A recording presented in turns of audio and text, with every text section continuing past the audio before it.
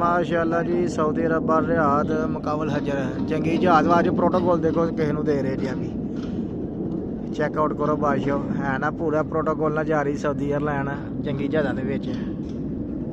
क्या बात है भाई क्या बात कोई वजीर वजूर होंगे वजीर प्रोटोकॉल देंगे ने माशाल्लाह जी चेकआउट करो फाइनल हो गई अल्लाह के हुक्म बस थोड़ा जा काम नहीं नहीं नहीं अज तक वो सऊदी एयरलाइन है सऊदी एयरलाइन वो कई आते ना जो वजीर वजूर आते हैं दूजे मुल्क सदर वगैरह आते हैं उन्होंने अज प्रोटोकॉल देंगे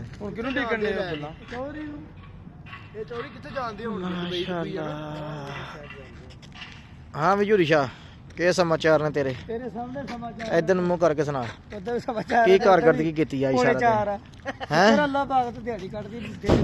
पौने 4 ठेकेदार की केड़ी कड्डी आ मरे ओ वेखो जी उथों 20 ते 20 किन्ने किन्ने लाए पीस गण 10 पीस लाए गण 36 पीस भाजी लगे 36 ते 36 नु मार हां तेरा तरफ किन्ने बनदे ने